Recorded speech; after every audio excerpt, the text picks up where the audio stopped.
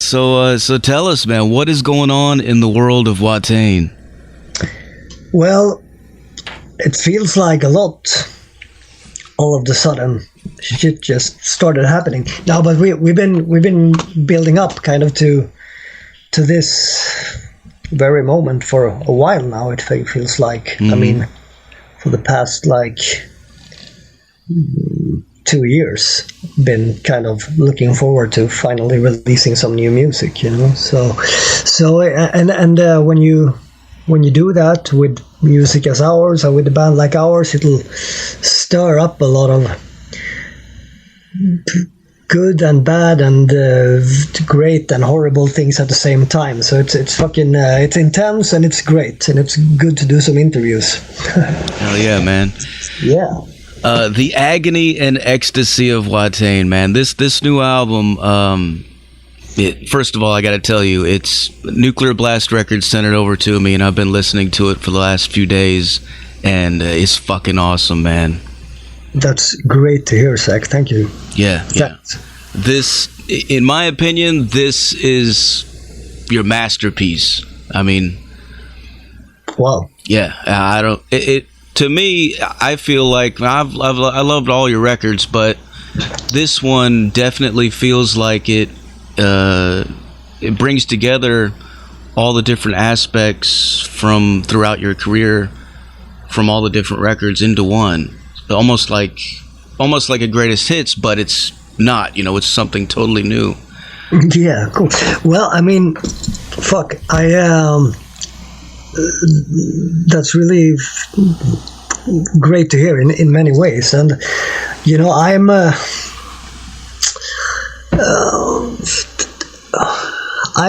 not far away from from agreeing with you. It's just that I haven't really, when you're so, you know, inside the whole process, it usually takes a little while to like step back and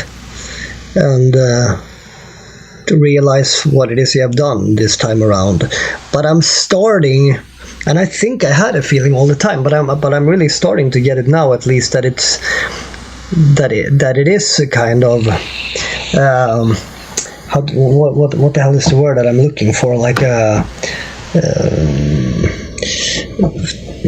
well, it's a proper achievement, and it's kind of a pinnacle to me personally as a musician and as a band member in Watain.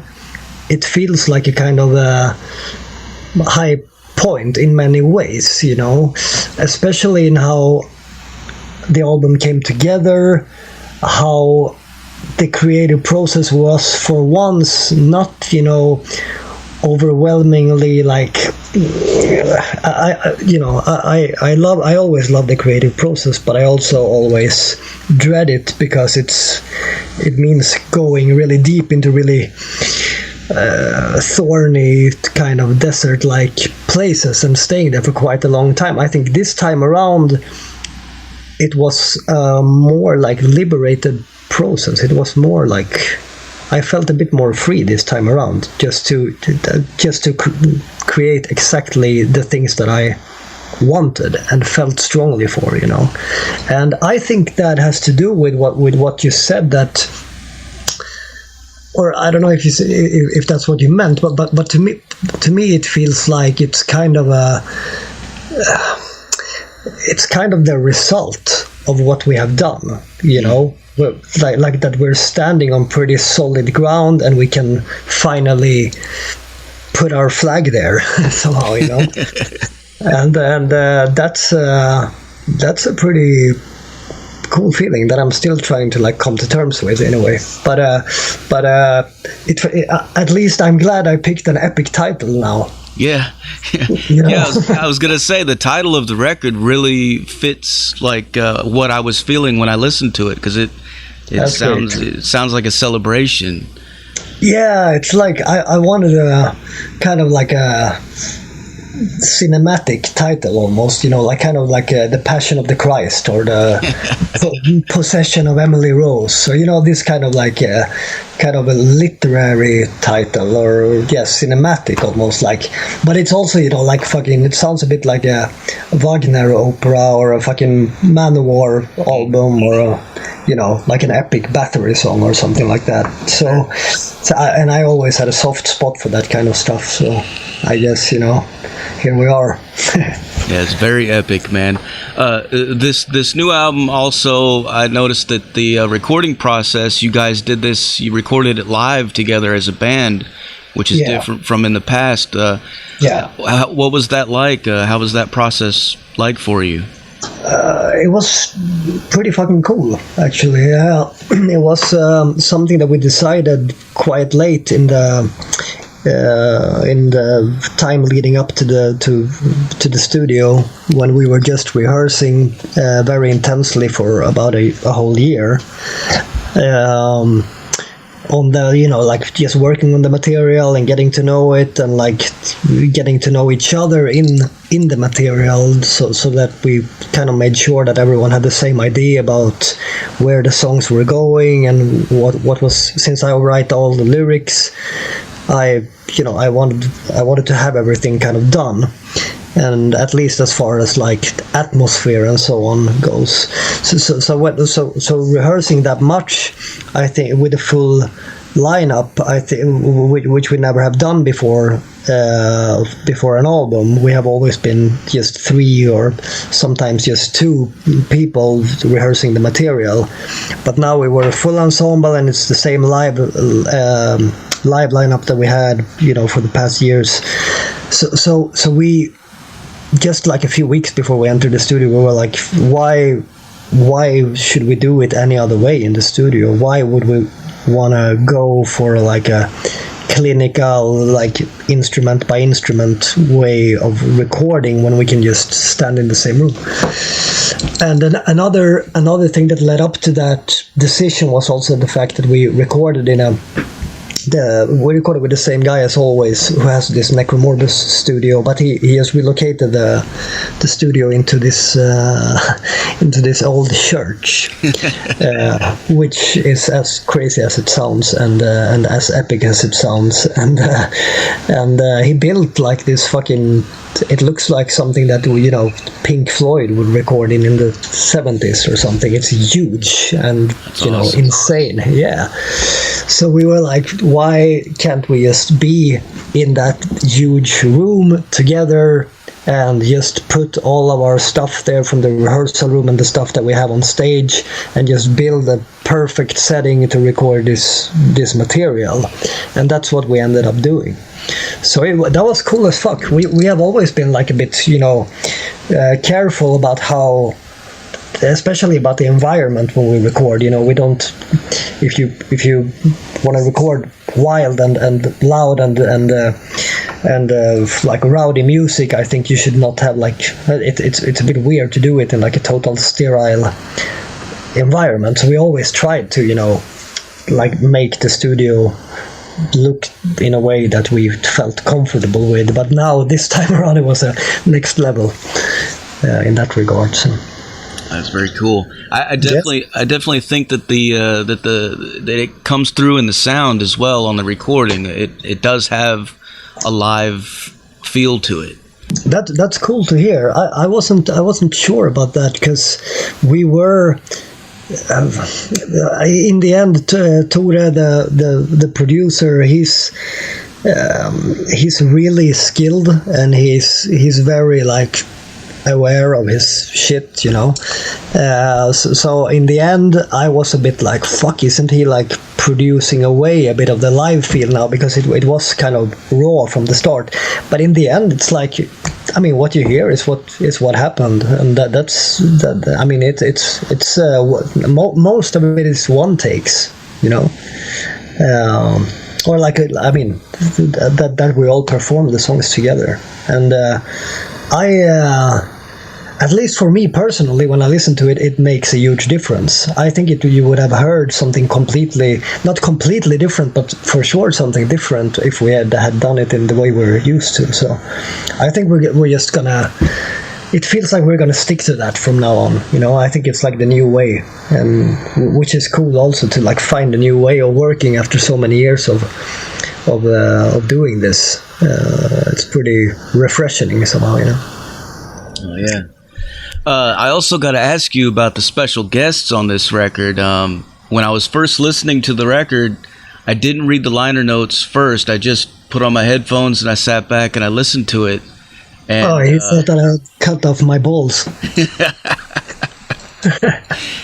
Exactly. As soon as I heard that voice, I was like, "That's the devil's blood. I know it." And I went and read, and yeah, sure enough. Can you tell us about the what was that like? Yeah, absolutely. We have been talking to Farida for years. I think even since the Wild Hunt was the first time it came up to do some kind of collaboration with her, because I think her voice has this like natural magical connection. At least that's the way that I feel, when I hear it, and she has this way of sounding like totally classic in whatever she does. It's like fucking Edith Piaf or Nina Simone shit. So I was always very into the idea of collaborating, and then we had this song "We Remain," which was anyway kind of different, and it fit really well to ask her for that particular song, also because there is, like, in the lyric, there is a strong feminine element. It talks about a kind of veiled, forgotten goddess in a way, and so we wanted like a feminine element also in the performance, and it ended up being that it was her and then our friend Gottfrid, who played in Solitude, who were the guests on that song, which is also in itself a pretty cool thing, because we have always had, since our three bands got to know each other, we've had a very strong bond, like a kind of triangular bond between those three bands, and that was a great thing to be able to like accentuate with having them as guests in this particular song. And yeah, it was great. Farida came up, she was here over a weekend, and we all live now, everyone in Watain lives kind of in the same area out in the woods, kind of on the countryside north of our hometown. So we had a really great weekend here, just doing our parts and raising hell and hanging out. It was perfect, everything we could have wished for. Yeah, that is awesome. Speaking of living in the woods, I was going to ask you about that as well. I know you've talked a lot about kind of living in isolation with the pandemic and everything. Has that really affected you much, or is it pretty much kind of just... the thing is that out here where we live, you don't really think about it. There's other stuff to think about, but I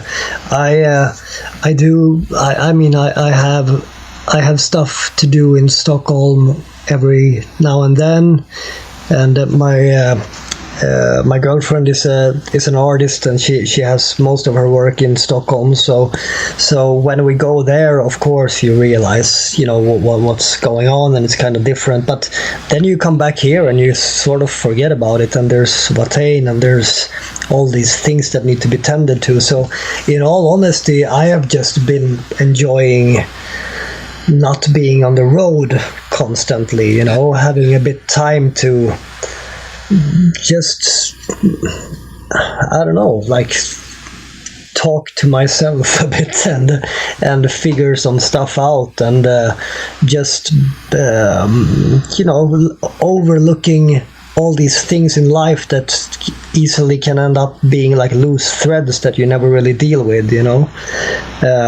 It's been a lot of tidying up and a lot of like dusting off the spider web and getting rid of some unnecessary weight. That's kind of what I've been doing during the pandemic, apart from obviously writing and recording the album. So I don't know, I have no complaints, to be honest, man. It looks like we're done with everything that we needed to do, just in time for shit to start opening up again. So hell yeah. Well, speaking of the road and live shows, I saw you guys live once in Phoenix, Arizona on the Lawless Darkness tour. Cool. Fucking awesome, man. I've got tickets to, I'm going to see you guys in Atlanta, Georgia. Looking very much forward to that. Hey, what's with that venue now, that Heaven and Hell venue? Is that still that Atlanta venue? No, I think it's the Masquerade. The Masquerade. Yeah. Yeah, exactly. I think the Masquerade did it like relocate or something. Yeah, I think so. That's what I read. I don't know. I haven't been to the new one yet. All right. Yeah, cool. Yeah, that's gonna be quite something just to get back out there. Is there anything you can tell us? Tell your fans what to expect at the live shows this year? Well, I can tell you that we are in pretty deep shit when it comes to the construction of the live show, and I'm very curious to get over to the States to see how it turned out, because we're building it with the help of some people from our fan club, or from the Disciples Club, and they are knee deep in work right now, and it's I think it will turn out fucking great, and probably our most elaborate stage so far. But it's like I haven't seen it yet, so I don't wanna try to describe something that I haven't seen. But we're always aiming to have the stage as representable as it can be for what we're doing on it. And I mean, we have had so many ideas over the years that we have been just waiting to manifest, and with this stage, I would say that we're taking a pretty big step. That is really cool. Yeah, whenever I'm describing your show to people who've never seen you, I'm always explaining. I'm telling them it's like a ritual, man. It's not like a regular concert. It's different. Yeah, it's a bit different, I guess. We approach it in a ceremonial fashion, you could say. It's always been like that, and I'm saying it like it's the most normal thing in the world, but it's also the only way that I have been approaching going on a stage. So that's just what it is for me, But I think it's a bit unusual in that regard, that we see it as a place where the high and the low meet. We see it as a place where the world of man and the world that is beyond the world of man, where it meets, and where we can act as a kind of gateway for those energies and for that power, and that is of course maybe a little bit different than the intention of a lot of other bands. But at the same time, when I go to a concert where magic happens on a stage, I think that's exactly, it's often quite the same thing. It's just that we are quite aware of it, and we work with it in like an intentional way, in a more like a ritualistic manner.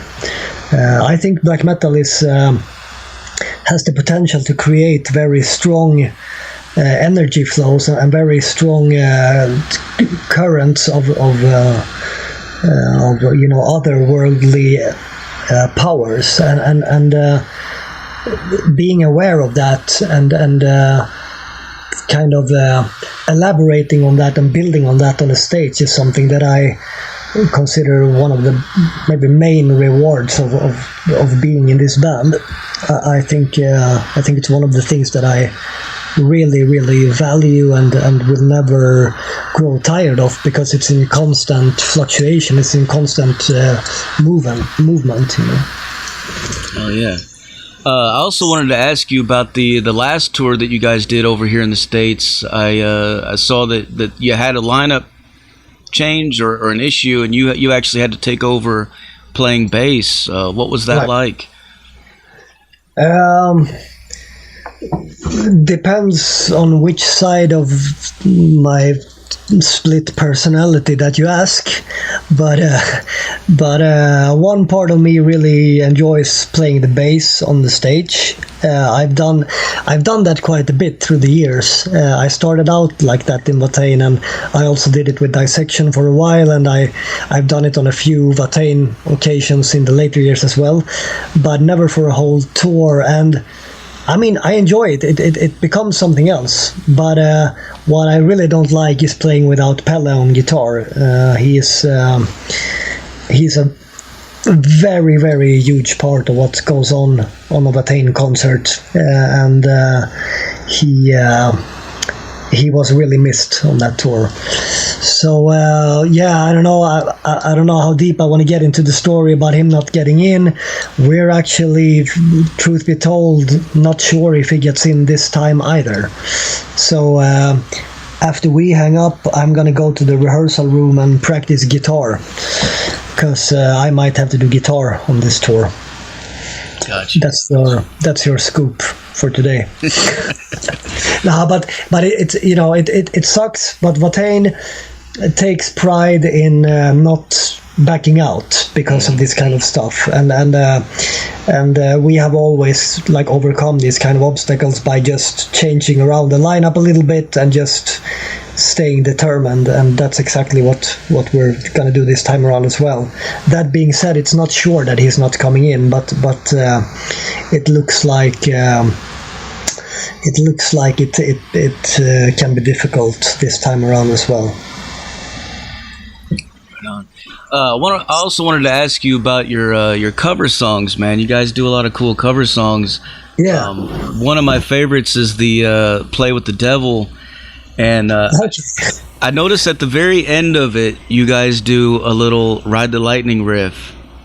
Yeah. Is there a funny story about that or anything? Like, we've done a few Metallica ripoffs in general. We used to do the ending of Call of Cthulhu. This do. Do you know which one I mean? mm-hmm. We used to do that at the ending of one of our songs, I Am the Earth, live all the time. And I think that yeah, exactly. I didn't remember that actually. Yeah, we do. Was it Ride the Lightning that we did on that Play with the Devil cover?